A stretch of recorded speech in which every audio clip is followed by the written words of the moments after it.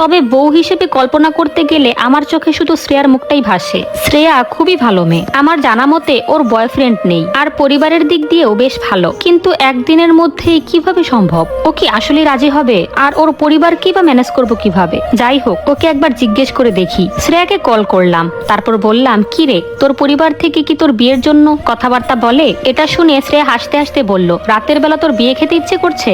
আমি প্রচন্ড সিরিয়াস মুডে বললাম, আরে ভাই বল না, তোর ফ্যামিলি কি এখন তোকে বিয়ে দিবে? শ্রেয়া কিছুক্ষণ সময় নিয়ে আমতামতা করে বলল, তা দিতে পারে, বিয়ের তো বয়স হয়েছে, কিন্তু অতি ভালো জায়গা থেকে সম্বন্ধ আসলে তারা আমাকেই পছন্দ করে না। শ্যামবর্ণ হওয়ার যে কি অভিশাপ! আমি বুঝতে পারলাম হাসতে হাসতে কথাটা বললেও সে কতটা কষ্ট নিয়ে কথাটা বলেছে। আমি তখন তাকে বললাম, একটা ছেলে আছে বুঝেছিস, খুবই ভালো পরিবারের, খুব ভালো চাকরি করে। সমস্যা হলো সে একটা বিপদে পড়ে বলে ফেলেছিল যে সে একটা মেয়েকে ভালোবাসে। এখন তার মা উঠে পড়ে লেগেছে ওই মেয়েকে সামনে নিয়ে আসার জন্য, তাও কালকের মধ্যে। আচ্ছা তুই কি? শ্রেয়া আমার মুখের উপরে বলে দিল, না রে, আমি ওসব জানি না, এসব আমার বাবা জানে। আমি প্রচন্ড হতাশ হয়ে ফোনটা রেখে দিলাম। এর মধ্যেই দেখলাম আম্মু আমার ঘরে প্রবেশ করলো। আমাকে প্রচন্ড আপসেট দেখে আম্মু জিজ্ঞেস করে উঠলো, কি রে, কি হয়েছে তোর? আমি আম্মুকে বিস্তারিত সব খুলে বললাম। সবকিছু শুনে আম্মু ভেবাচাকা খেয়ে গেল। রাহেল ভাইয়ার মা যে এতটা কড়া আর ব্যাপক সেটা আম্মু বুঝতে পারেনি। এরপর আম্মু আমাকে বলল, শোন, শ্রেয়ার বাবার সাথে আমি কথা বলবো, পাত্রের সন্ধান তো শ্রেয়ার বাবাকে তুই দিতে পারবি না, আমিই বলবো খুব ভালো একটা সম্বন্ধ আছে, আর তারা কালকেই শ্রেয়াকে দেখতে চায়। আর তুই রাফানকে বলে দিস সে যেন রাহেলকে বলে যে সে যেন তার মাকে বুঝায় যে শ্রেয়া পরিবারের খুব বাধ্য সন্তান, তাই তাকে দেখতে হলে তার বাড়িতে গিয়ে দিন তারিখ ঠিক করে তারপরে আসতে হবে। পছন্দ অপছন্দের কথা উল্লেখ করা যাবে না, কারণ তার পরিবার খুবই ধার্মিক। বিয়ের আগে প্রেম ভালোবাসা তারা একদমই পছন্দ করে না। আমি আম্মুর বুদ্ধি শুনে পুরো হতভম্ব হয়ে গেলাম। আমি প্রচন্ড খুশিতে গদগদ হয়ে আম্মুকে জড়িয়ে ধরে বললাম, রাহেল ভাইয়ের মায়ের চেয়ে আমার মা তো কম স্মার্ট না? যেই ভাবনা সেই কাজ। আম্মুর পরিকল্পনা কাজে দিল। রাহেল ভাইয়া আমার কথা মতো তার মাকে এই কথাগুলোই বলল, যদিও তখন আন্টির চেহারা নাকি দেখার মতন ছিল। এদিকে আম্মু চাচ্ছে সম্পূর্ণ ব্যাপারটাকেই আব্বুর কাছ থেকে লুকিয়ে রাখতে। অন্যদিকে রাফান আর রাহেলের পরিবারের সাথে আমাদের যোগাযোগটা আমরা শ্রেয়ার পরিবারে আমরা গোপন রাখতে চাইলাম, না হলে যে সবকিছু একদম এলোমেলো হয়ে যাবে। কিন্তু এই অবস্থায় এলোমেলো না হয়েও কি কোনো উপায় আছে? বিষয়টা কেবল জটিল থেকে জটিলই হচ্ছে। না জানি আমাদের এই লুকোচুরি খেলার শেষ কোথায় গিয়ে দাঁড়ায়। আমার তো খুবই ভয় লাগছে, আর রাফান নিজেও ভীষণ ভয় পাচ্ছে, কারণ সে তার মাকে খুব ভালো করেই চেনে। যদি আমাদের পরিকল্পনায় কোনো ধরনের ভুল হয় আর উনি সেটা টের পান, তাহলে আমাদের দুজনকে আজীবনের জন্য বিচ্ছেদ বরণ করতে হবে। দুজনকে এত ভালোবেসেও আমরা হারিয়ে ফেলবো। শ্রেয়াকে দেখার জন্য রাহেল ভাইয়া তার আব্বু এবং আম্মুকেও সাথে নিল। এইবার আর রাফানের মাকে সাথে নেয়নি। অবশ্য আমার ক্ষেত্রে সেটা ভিন্ন ছিল, কারণ আমার ক্ষেত্রে উনি নিজেই ছিল বিয়ের ঘটক, কিন্তু সেটা তো আর হয়ে ওঠেনি। এদিকে আমার আম্মুকে শ্রেয়ার আম্মু খুবই জোর করছিল সেখানে উপস্থিত থাকার জন্য, কিন্তু আম্মু সেখানে যায়নি, কারণ আম্মুরও ভয় ছিল 19-20 কিছু একটা হলেই আবার না ধরা পড়ে যায়। রাহেল ভাইয়ার মা আমার আম্মুকে সেখানে উপস্থিত থাকতে দেখলে তোলপাড় কাণ্ড বেঁধে যেতে পারে। নিশ্চিত উনি বুঝে যাবে যে দুইটা ঘটনায় কোনো ধরনের সম্পৃক্ততা আছে। আগের পাত্রীর মা সেখানে উপস্থিত, কেমন না বিষয়টা? তাই আম্মু অনেক অজুহাত দেখিয়ে শ্রেয়ার মাকে বারণ করে দিয়েছেন যে আমাদের পরিবার থেকে পাত্রী দেখার দিন কেউ যেতে পারবে না। এমনকি তাদেরকে খুব কড়াভাবে বলে দেওয়া হয়েছে যে আমাদের পরিবারের কারো কথা সেখানে যেন উল্লেখ করা না হয়। শ্রেয়ার মা এর কারণ জানতে চাইলে আম্মু বলল কোনো একটা গোপন সমস্যা আছে। শ্রেয়ার মা আর কিছু বলতে পারেননি। আম্মু যেভাবে বলেছে তারা সেভাবেই সম্মতি দিয়েছে। আর শ্রেয়ার পরিবার আমাদেরকে খুবই ভালো জানে, খুবই বিশ্বাস করে। মানুষের মধ্যে কত ধরনের দ্বন্দ্বই তো থাকতে পারে, তাই বিষয়টা নিয়ে আর কোনো সমস্যাই হয়নি। আর ব্যাপারটা বেশ ভালো মতোই সমাধান হলো। রাহেল ভাইয়া এবং তার পরিবার শ্রেয়াকে দেখলো। আশ্চর্যের বিষয় হচ্ছে শ্যামলা বর্ণের শ্রেয়াকে তাদের পছন্দ হয়ে গেল। আর রাহেল ভাইয়ার মা শ্রেয়ার ধার্মিক পরিবারকে খুবই পছন্দ করেছে। শ্রেয়া খানদানি বংশের ভালো মেয়ে, শ্যামলা গরণ, তাতে কি? তবে রাহেল ভাইয়ার ভাষ্য মতে তার মা নাকি বারবার চাইছিল শ্রেয়ার সাথে আলাদা ঘরে গিয়ে একটু কথা বলতে, কোনোভাবেই নাকি ওনাকে মানিয়ে রাখা যাচ্ছিল না। শেষ পর্যন্ত নাকি উনি বাধ্য হয়ে ওনার বাবাকে বিস্তারিত সব বলে দিয়েছেন। পরে ওনাকে রাহেল ভাইয়ার বাবা নিজে আটকেছেন। ওনার বাবা মানুষ হিসেবে খুবই সরল আর ফ্রেন্ডলি, আর আমিও বুঝতে পারছিলাম এমন একটা ঘটনা ঘটার সম্ভাবনা ছিল। উনি ওনার সন্দেহ দূর করতে হলেও মেয়েকে উল্টাপাল্টা প্রশ্ন করে প্রমাণ চাইবেন, কিন্তু সেটা আর পারেননি। তার আগেই বিয়ের দিন তারিখ ঠিক করে আসতে হয়েছে। যেমনটা ভেবেছিলাম ঠিক তেমনটাই হয়েছে। আর শ্রেয়ার বাবাও সুন্দর মতো বিয়ের জন্য রাজি হয়ে গিয়েছেন। না হওয়ার অবশ্য কোনো কারণ নেই, এত বড় বাড়ির চাকরিওয়ালা ছেলে, আর দেখতে শুনতে তো খুবই ভালো। 5 দিন পরে বিয়ের তারিখ ঠিক করা হয়েছে। একদিন যাওয়ার পরে রাফানের মা আমাদের ঘরের নাম্বারে ফোন দিলেন। আমি আর আম্মু একসাথে ছিলাম। আব্বু অন্য রুমে থাকতেই আম্মু আব্বুকে না ডেকেই রাফানের মায়ের ফোনটা নিজে রিসিভ করলেন, এবং ভালো মন্দ কথা বলার পরেই রাফান রাফানের মা বলতে লাগলো, আসলে একটা সংবাদ দিতে আসলাম। ওই রাহেল ছেলেটা তার পছন্দের মেয়েকে বিয়ে করে নিচ্ছে। চলুন না ভাবি, আমরাও বিয়ের কাজটা এগিয়ে ফেলি। আপনার মেয়েকে খুব দ্রুত আমার ঘরের বউ করে নিয়ে আসতে চাইছি। আম্মু তাড়াতাড়ি করে আব্বুকে ডাকতে লাগলেন। আম্মুর ডাকাডাকি শুনে আব্বু পাশের ঘর থেকে ছুটে এলেন। আম্মু আব্বুর দিকে ফোনটা বাড়িয়ে দিয়ে বলল, এবার তো আপনি চূড়ান্ত সিদ্ধান্তের কথা জানান, নেন, কথা বলেন। আব্বু গলা ঝেড়ে ফোনটা ধরলেন। আব্বু তখন জোরে সোরে বলে উঠলেন, জি আপা, আমাকে জানানোর পরে আমি যে বসেছিলাম তা কিন্তু না। আমি তো গোপনে আপনার ছেলের অনেক খোঁজ খবর নিলাম। আপনার ছেলের ইউনিভার্সিটি, ক্যাম্পাস, এমনকি সে যেখানে থাকে সেখানেও। রাফানের মা জবাব দিল, আমার ছেলেকে কি আপনি দেখেছেন? তাহলে আমি নিশ্চিত আপনার পছন্দ হবেই, কারণ আমার ছেলের নামে কোথাও কোনো ব্যাড রেকর্ডস নেই। আব্বু নাক উপরে তুলে তাচ্ছিল্যের হাসি দিলেন।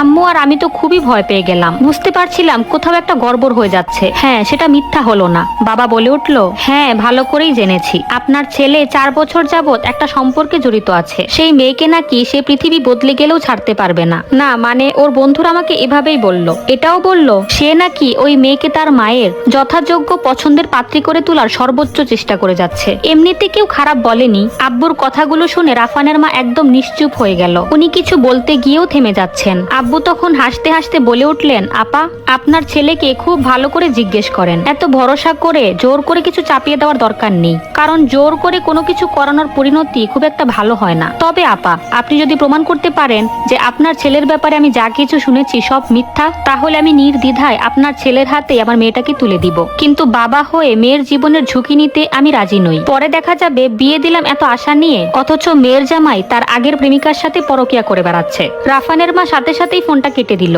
আমি আর আম্মু পুরো কাঠ হয়ে দাঁড়িয়ে আছি। আব্বু তলে তলে এসব খবরাখবর কখন নিল? আমরা কিছু জানলাম না পর্যন্ত। ওর ইউনিভার্সিটির কোন বন্ধু না কে বাবাকে সব বলেছে। আর গত 4 বছর ধরে তার সাথে তো আমারই সম্পর্ক। এখন এই কথা বাবাকে কিভাবে বলবো? প্রচন্ড চিন্তাগ্রস্ত হয়ে আম্মুর দিকে তাকালাম। আম্মু আমাকে চোখের ইশারায় চিন্তা না করতে বলল।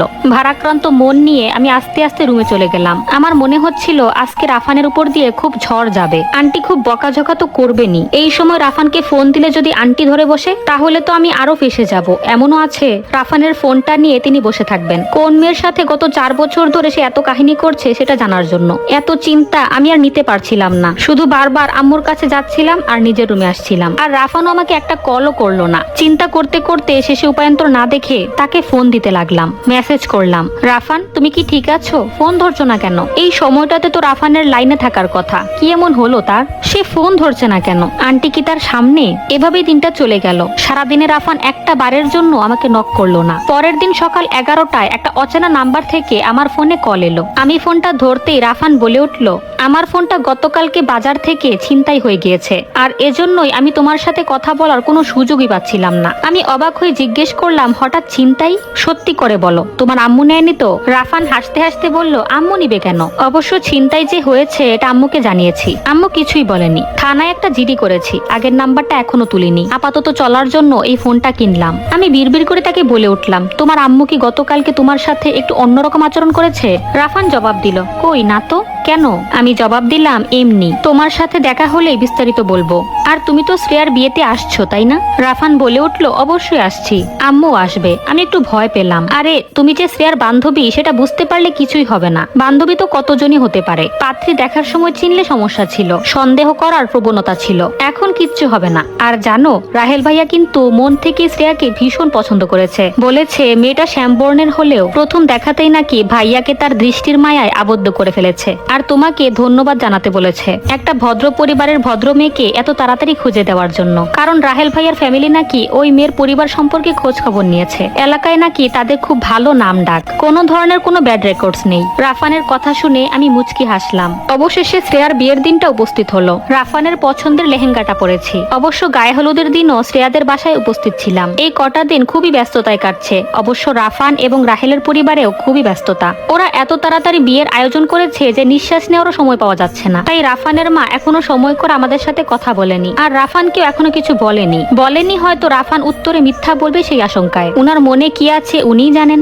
এদিকে আমিও আর রাফানের বোনকে পড়াতে যাই না, কারণ আব্বু আমাকে নিষেধ করেছে। অপেক্ষা করতে করতে দুপুর 2টায় বরযাত্রী আসলো। রাফান আমাকে অভয় দেওয়া সত্ত্বেও আমাকে যারা চিনে আমি তাদের সামনে গেলাম না, বিশেষ করে রাহেল ভাইয়ার পরিবার এবং রাফানের পরিবারের সামনে। রাফানও এখনো পর্যন্ত আমাকে দেখেনি, শুধু একবার SMS করেছে আমাকে দেখার জন্য। কিন্তু আমার যে সাহস হচ্ছিল না। বারবার মনে হচ্ছিল কেউ যদি ভুলেও দেখে ফেলে তাহলে খুব খারাপ হয়ে যাবে। আমি অনেকটা সময় ধরেই শ্রেয়ার কাছেই ছিলাম। এরপর যখন বরকনের বিভিন্ন নিয়ম পালনের মুহূর্ত আসলো, আমি রাফানকে SMS করে বললাম ওইদিকে সবকিছু রেখে পেছনের বারান্দায় চলে আসতে। আর আমিও সেখান থেকে বের হয়ে গেছি, কারণ ওখানে সবাই উপস্থিত। রাফান আমার কথা মতো বাড়ির পেছনের বারান্দায় আসলো। আমাকে দেখতে পেয়ে আচমকা আমার হাত ধরে বলে উঠলো, আজ 18 দিন পরে আমার পরিটার সাথে দেখা। হিজাব করেও এত সেজেছো, বাহ, পুরো বউ বউ লাগছে। ইচ্ছে করছে আমিও আজকে বিয়েটা সেরে ফেলি। তার কথা শুনে আমি লজ্জায় হাসলাম। এমন সময় হৃৎপিণ্ডে ভূমিকম্প সৃষ্টি করা একটা আওয়াজ এলো, রাফান, কে এই মেয়ে? তুই সামনে থেকে সরে যা, আমি তাকে দেখতে চাই।